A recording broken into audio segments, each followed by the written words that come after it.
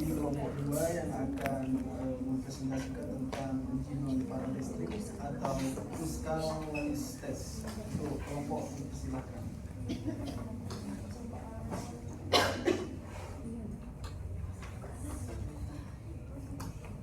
Yang pertama yaitu konsep dasar uji non parametrik lebih dari 2 sampel. Uji non parametrik merupakan salah satu metode statistik yang digunakan untuk menguji hipotesis tanpa bergantung pada distribusi normal. Uji non parametrik juga sering disebut sebagai distribution free test karena tidak memerlukan bentuk distribusi tertentu dari populasi yang diteliti. Dalam penelitian yang melibatkan lebih dari 2 kelompok, 3 kelompok atau lebih, uji non parametrik itu digunakan untuk mengetahui apakah ada perbedaan kecenderungan antara kelompok tersebut atau apakah ada perbedaan distribusi dari kelompok-kelompok tersebut. Jadi tujuan utamanya bukan hanya menghitung rata-rata, tetapi memahami apakah ada perbedaan kecenderungannya itu sama atau ada perbedaan signifikan dari kelompok-kelompok itu. Kapan digunakan uji non parametrik 2 sampel, yaitu ketika data yang kita miliki berskala nominal atau ordinal, atau ketika datanya itu berbentuk interval atau rasio namun tidak memenuhi asumsi parametrik. Jadi apabila data tidak bisa dianalisis menggunakan uji parametrik, maka karena tidak memenuhi asumsi normalitas ataupun homogenitas, maka uji non parametrik bisa digunakan sebagai alternatif. Secara umum, uji non parametrik untuk lebih dari 2 sampel itu bisa diterapkan dalam 2 jenis rancangan. Yang pertama sampel independen dan sampel dependen. Untuk sampel independen itu setiap kelompok berasal dari populasi yang berbeda dan tidak saling berkaitan. Misalnya 3 metode pembelajaran berbeda, contoh ujinya adalah Kruskal Wallis test. Kalau sampel dependen itu data itu diambil dari kelompok yang sama namun diukur pada waktu atau kondisi yang berbeda. Contohnya, kita akan mengukur hasil belajar siswa yang sama pada sebelum perlakuan, saat perlakuan, dan sesudah perlakuan. Biasanya ujinya itu Friedman test. Next, pengertian Kruskal Wallis test, yaitu uji Kruskal Wallis test merupakan uji non parametrik yang digunakan untuk menguji hipotesis lebih dari 2 kelompok independen yang biasanya berskala ordinal.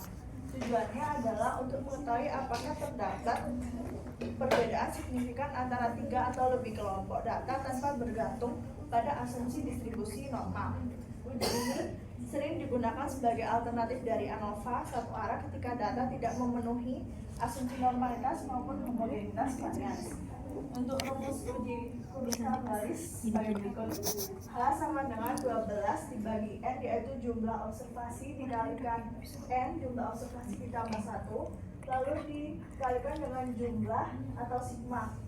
I sama dengan 1 sampai dengan K kelompok, lalu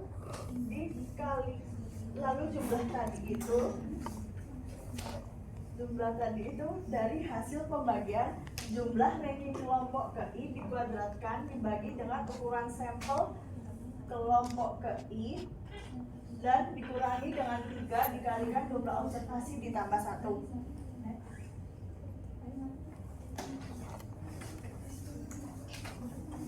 Selanjutnya tentang kelebihan dan keterbatasan dibanding ANOVA. Yang pertama, kelebihan. Pertama, tidak bergantung pada asumsi distribusi normal. Nah, berbeda dengan ANOVA yang mensyaratkan data berdistribusi normal dan homogen. Sedangkan untuk uji non parametrik itu dapat digunakan untuk data yang tidak memenuhi asumsi.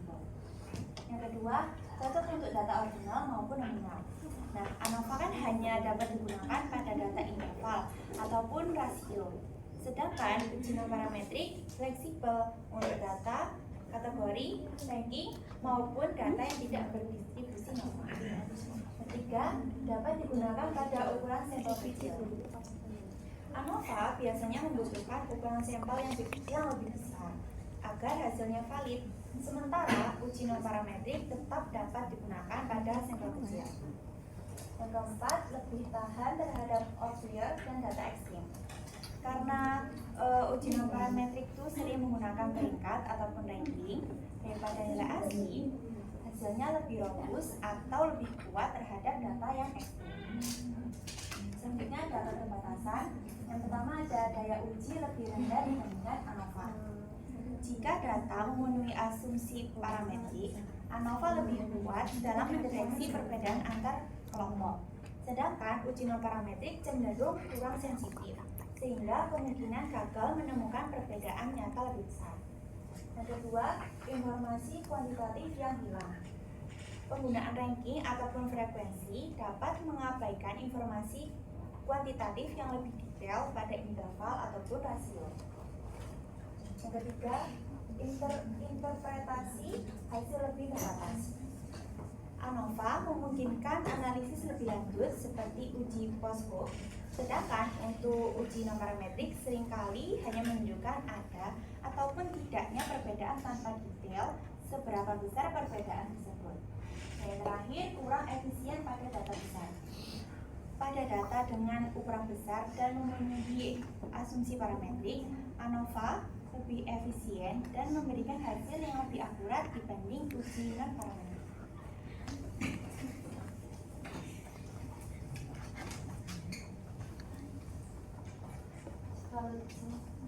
Selanjutnya, asumsi dan prasyarat. Nah, asumsinya secara formal itu uji Kruskal-Wallis mengasumsikan bahwa distribusi data untuk semua kelompok itu memiliki bentuk dan penyebaran yang serupa atau identik. Dan satu-satunya perbedaan di antara kelompok adalah lokasi data, yaitu perbedaan median. Itu asumsinya.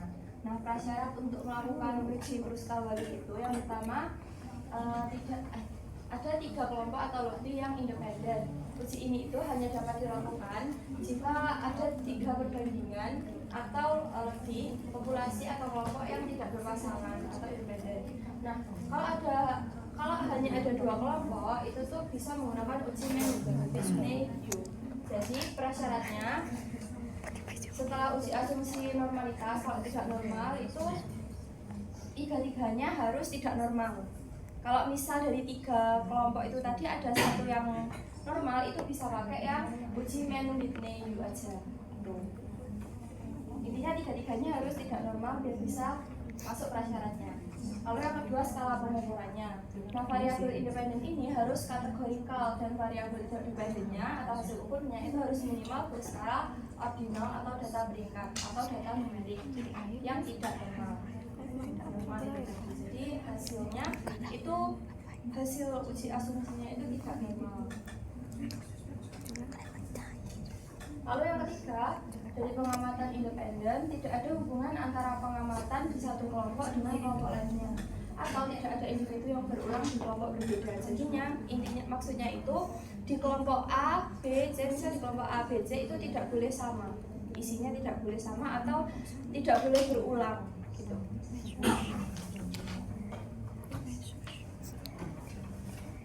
Kemudian lanjut ke contoh soal. Jadi sebuah lembaga pelatihan ingin mengetahui bagaimana para peserta pelatihan menilai kualitas materi pelatihan dan metode pengajaran yang diterapkan oleh instruktur. Peserta diberikan kesempatan untuk mengisi kuesioner survei mengenai pengalaman mereka selama mengikuti pelatihan. Lalu mereka diminta untuk menilai 3 topik pelatihan terbaik. Yang pertama ada manajemen waktu, public speaking, dan juga kepemimpinan. Kemudian dengan fokus pada cara penyampaian materi dan juga interaksi dengan instruktur. Lalu sebagai studi awal dipilih 10 peserta secara acak. Lalu mereka diminta untuk memberikan penilaian terhadap kualitas pelatihan menggunakan skala 4 poin. Untuk poin yang pertama yaitu buruk, 2 rata-rata, 3 baik, dan 4 sangat baik. Kemudian data yang diperoleh digunakan untuk mengevaluasi dan meningkatkan kualitas pelatihan yang ditawarkan oleh lembaga. Kemudian di sini ada datanya dari 10 responden dan mereka sudah memberikan skor di tiap topik pelatihannya. Ini langsung di SPSS-nya.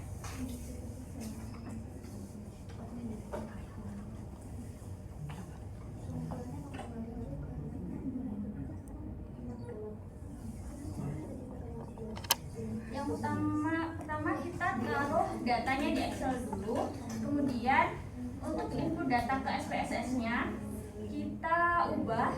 Jadi yang manajemen waktu ini kita ubah jadi angka 1, kemudian yang public speaking itu angka 2, dan yang kepemimpinan itu angka 3. Setelah itu ini kita blok semua. Kita copy paste ke SPSS-nya.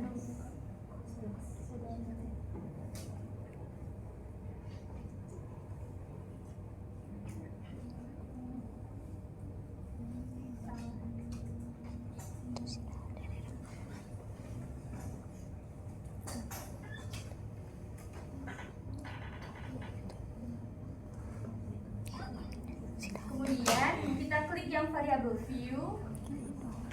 Yang di variabel nomor 1 ini kita ganti sama kayak yang di Excel tadi, yaitu topik.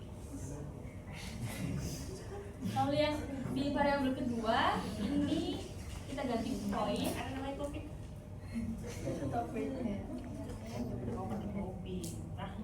Kemudian yang desimalnya kita nolkan. Nah, kemudian yang di bagian topik ini, yang di value itu dipencet titik 3 dan dimasukkan sesuai yang di Excel tadi. Untuk yang value pertama itu manajemen waktu.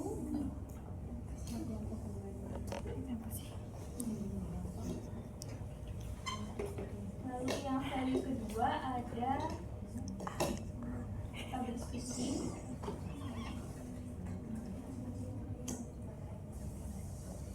Lalu yang ketiga ada kepemimpinan. Lalu kalau sudah, kita oke. Nah, setelah itu kita kembali ke data view, kemudian klik yang di atas analyze dan ke bawah ke yang non parametric test, kemudian ke legacy dialogs dan dipencet yang key independent samples. Kemudian yang topik ini kita masukkan ke grouping variabel. Kemudian yang dipencet yang define range, ini minimumnya 1 dan maksimumnya 3. Karena kita tadi pakai yang 3 kelompok, jadi maksimumnya 3. Kemudian untuk yang poin ini kita masukkan ke test variable list dan test type-nya tetap. Kemudian tinggal kita oke. Sudah muncul hasilnya.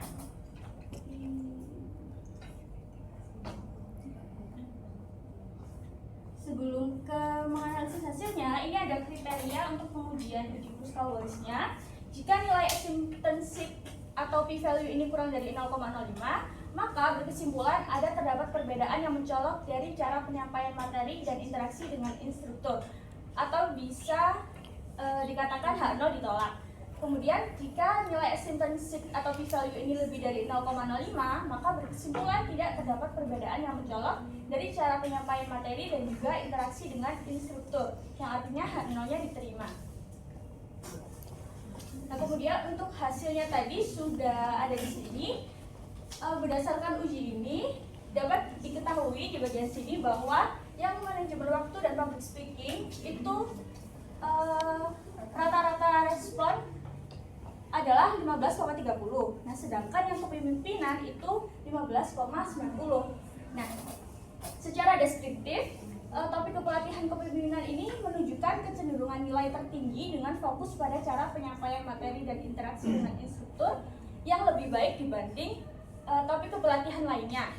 Lalu dari tabel tes statistik yang di bawahnya diperoleh nilai asymptotic atau p-value-nya itu sebesar 0,983, yang artinya lebih dari 0,05. Itu berarti hipotesis 0 diterima, sehingga secara statistik tidak terdapat perbedaan yang signifikan atau mencolok dari cara penyampaian materi dan juga interaksi dengan instruktur pada 3 kepelatihan tersebut.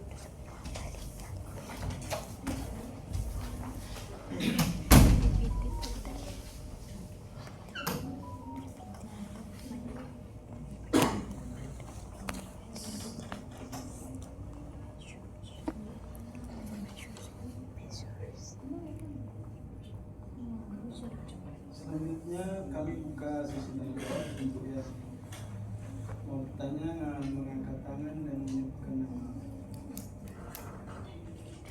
Perkenalkan, saya Sabrina Juara Zahra dari kelompok 1. Izin bertanya, mengapa sih uji non parametrik ini dikatakan sebagai distribution free, padahal kan dalam praktik itu tetap ada asumsi yang harus dipenuhi, kayak misalnya itu data itu harus independen dan juga berskala ordinal. Mengapa? Oh, iya.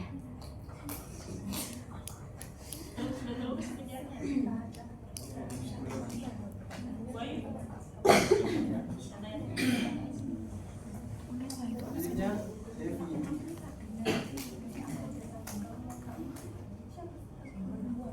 Jadi kan kelompok menyebutkan bahwa uji itu cocok untuk data yang berskala ordinal.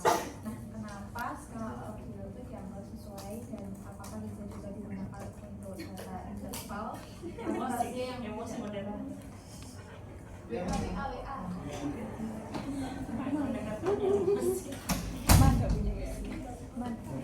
Namaku salah. SIAH.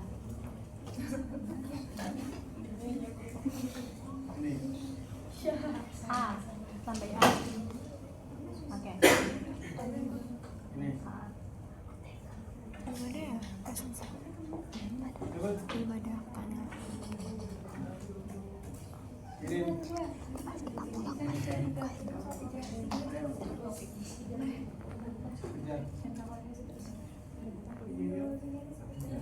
Tiga ya, yang lain cari ya.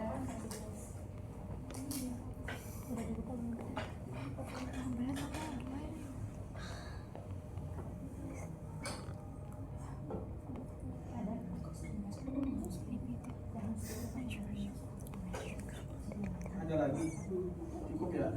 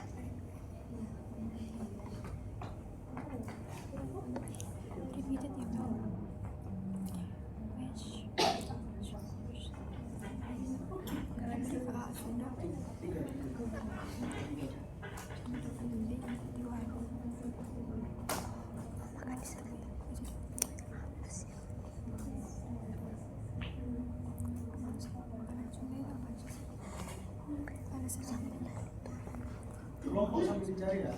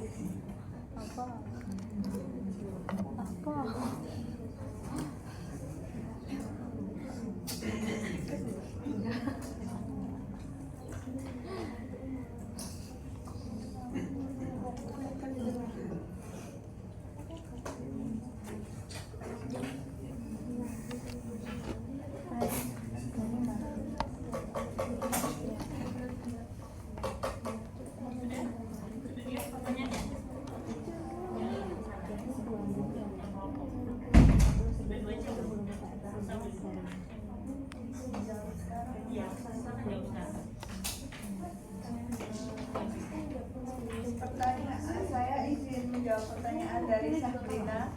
Iya saya. Pertanyaannya kan mengapa uji non-parametrik itu disebut distribution free padahal dalam praktik tetap ada asumsi yang harus dipenuhi. Nah, uji non-parametrik itu disebut distribution free karena tidak memerlukan bentuk distribusi tertentu. Jadi yang dilihat itu bentuk distribusi datanya. Jadi nggak perlu normal gitu. Tapi tetap ada asumsi dasar yang harus dipenuhi. Misalnya independensi data, artinya setiap pengamatan itu tidak saling mempengaruhi. Terus juga skala datanya itu biasanya ordinal karena sebagian besar uji non parametrik itu bekerja dengan peringkat atau ranking. Jadi yang dilihat itu distribution free itu maksudnya itu bentuk distribusinya, tapi tetap ada asumsi dasar atau syarat yang harus dipenuhi. Izin menambahkan ya, intinya itu distribution free itu cuma menghapus hambatan terpenting yang ada di uji parametrik, yaitu kayak harus normal tadi. Nah, kalau yang distribution free itu tuh kayak menghapus itu tadi, jadi kayak nggak normal gitu. Untuk datanya nggak normal. Apakah sudah menjawab? Belum. Sudah. Terima kasih.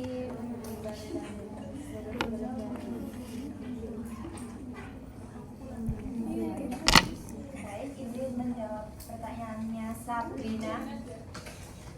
Bisa dijelaskan oleh kelompok kenapa uji Kruskal-Wallis digunakan ketika data tidak memenuhi asumsi normalitas? Apa dampaknya kalau tetap pakai uji parametrik padahal datanya tidak normal? Uji Kruskal-Wallis itu kan digunakan ketika data tidak memenuhi asumsi normalitas. Karena uji ini tuh bersifat non-parametrik kan, yang tidak memerlukan data berdistribusi normal. Uji ini itu membandingkan peringkat data antar kelompok sehingga lebih fleksibel dan tetap valid saat asumsi normalitas ditemukan. Jika uji parametrik tetap dipakai pada data yang tidak normal, hasil ujinya itu bisa tidak valid, bias, dan berpotensi menimbulkan kesimpulan yang menyesatkan. Karena uji parametrik itu mengasumsikan distribusi normal dan homogenitas varian. Itu apakah Sabrina sudah paham ataupun ada pertanyaan atau kesalahan? Oke. Selanjutnya ini menjawab pertanyaan dari Devi. Tadi kelompok menyebutkan bahwa uji ini cocok untuk data berskala ordinal. Kenapa skala ordinal dianggap sesuai dan apakah bisa juga digunakan untuk data interval atau rasio yang tidak normal? Nah, uji Kruskal-Wallis ini cocok untuk data berskala ordinal karena dia kan merupakan uji non parametrik ya. Kalau datanya numerik, interval atau rasio kan dia diujinya di parametrik, sedangkan ordinal itu di non parametrik. Kenapa dia cocoknya di non parametrik? Karena dasar perhitungan uji Kruskal-Wallis itu adalah peringkat, bukan nilai asal data. Karena data ordinal itu memiliki urutan tetapi tidak memiliki jarak yang pasti antar nilainya. Maka peringkat itu bisa digunakan secara tepat. Itulah sebabnya cocok untuk data ordinal. Jadi hitungnya itu dari peringkat. Untuk data interval ataupun rasio itu juga bisa digunakan asalkan data tersebut tidak berdistribusi normal. Uji Kruskal-Wallis ini juga bisa digunakan sebagai alternatif dari ANOVA satu arah selama data dapat diurutkan dan memenuhi asumsi independensi. Uji Kruskal-Wallis ini tetap valid. Apakah cukup menjawab?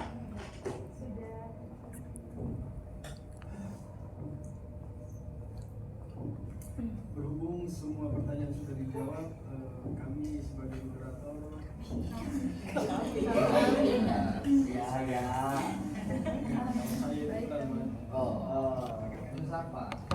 kami mewakili kelompok menutup diskusi pada pertemuan sekarang ini dengan bacaan hamdalah.